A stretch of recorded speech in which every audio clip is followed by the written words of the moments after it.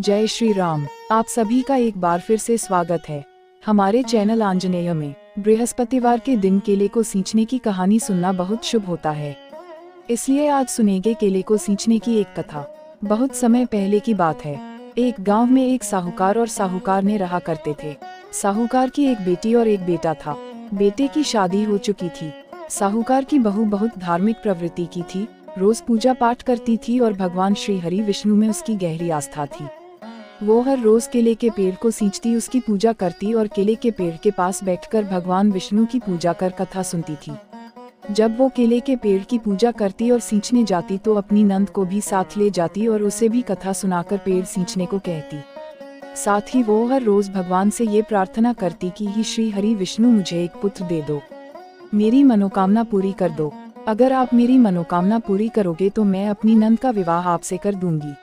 जब रोज वो केले के पेड़ को सींचती तो उनसे यही प्रार्थना करती।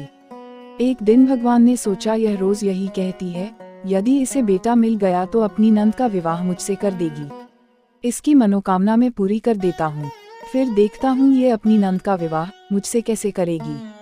भगवान श्री हरि विष्णु ने उसे आशीर्वाद दिया और उनके आशीर्वाद से वो गर्भवती हो गई और उसे एक सुंदर पुत्र की प्राप्ति हुई।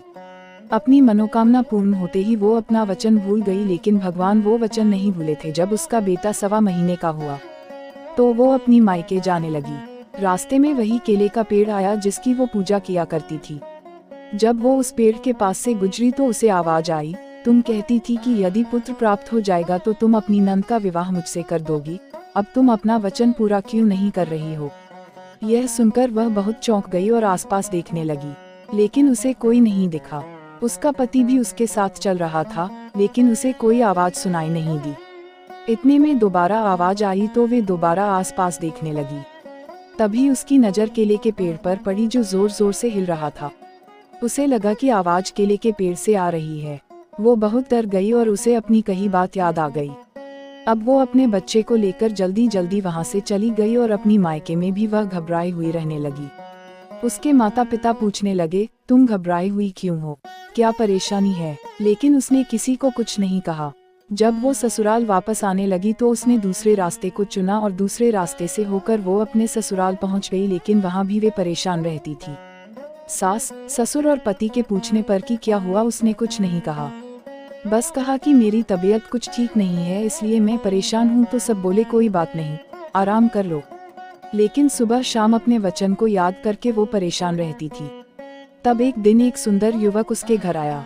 उसे देखकर साहूकार ने पूछा, आप कौन हो? वह बोला, मैं आपकी बहू का मुंह बोला भाई हूँ। साहूकार ने बहू को बुलवाया और पूछा, क्या ये तुम्हारा भाई है? वह लड़के के पास गई और बोली, तुम कौन हो? मेरा तो कोई मुंह बोला भाई नहीं है। वह लड़का धीरे से बोला, मैं वही केले का पेड़ हूँ, आपको आपका वचन याद दिलाने आया हूँ। आपको अपनी नंद की शादी मुझसे करनी है। यह सुनकर वह बहुत घबरा गई। लड़का अंदर आकर बैठ गया और बोला, मैं लंबी समय से विदेश में कमाने गया हुआ था, इसलिए यह मुझे नहीं पहचान पाए। अभी अभी गांव लौटा हूँ, इसलिए बहन से मिलने आ गया। साहूकार और साहूकारन ने मान गए और उनके यहाँ वो रहने लगा और उसने सबका मन जीत लिया। साहूकार सोचने लगा, क्यों ना मैं अपनी बेटी का विवाह इसके साथ कर दूं। जब ये बात बहू को पता चली तो वो बहुत खुश हो गई और मन ही मन सोचने लगी, ये तो मेरी परेशानी का हल है, मुझे इससे ही तो इसका विवाह करना था।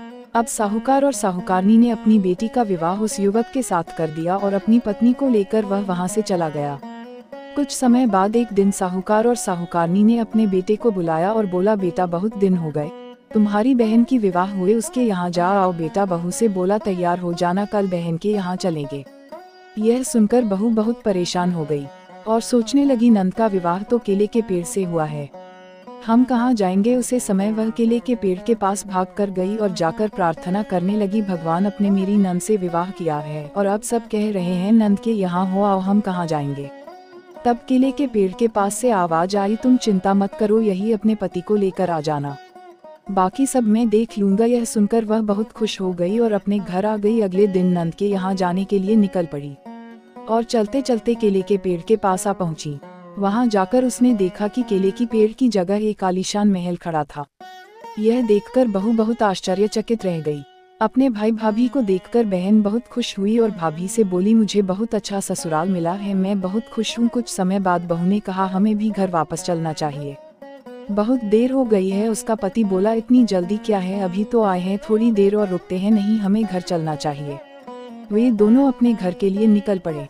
थोड़ी दूर जाने पर उसका पति बोला, अरे मैं तो अपनी छतरी बहन के घर भूल आया हूँ, वापस जाकर छतरी लाता हूँ। तब बहू ने मना कर दिया, वापस मत जाओ। वह बोला, मैं वहाँ क्यों ना जाऊँ, मेरी छतरी रह गई है। बहू बोली, तुम्हारी बहन का ससुराल है, बार बार जाओगे तो सब क्या कहेंगे, छतरी रह गई तो रहने दो, हम दूसरी ले लेंगे। लेकिन उसका पति नहीं माना और वापस उसी स्थान पर जा पहुंचा। उसने वहां देखा कि बहन के महल की जगह एक केले का पेड़ खड़ा था और उसे पर उसकी छतरी लटक रही थी। उसे देखकर भाई को बहुत आश्चर्य हुआ। वह अपनी पत्नी से बोला, तुम्हारा भाई कहाँ है, अभी तो यही था, सच बताओ तुम्हारा भाई कौन है, तुमने मेरी बहन की शादी किसे करवाई है, घर चलो मैं सब बताती हूँ। उसने अपने पति और सास ससुर को सारी सच्चाई बता दी और बोली, नंद की शादी केले के पेड़ से हुई है, भगवान विष्णु से हुई है। यह सुनकर सब बहुत खुश हुए और बोले, बहू तुम्हारी पाठ पूजा से हमारी बेटी का विवाह भगवान से हुआ है। हे भगवान, जैसे केले के पेड़ को सीखने का फल आपने बहू और उसकी नंद को दिया, वैसे ही सबका भला करना। आपको यह वीडियो कैसा लगा है, एक बार कमेंट करके जरूर बताएं और आपके अपने चैनल आंजनेयने को सब्सक्राइब करना ना भूलें।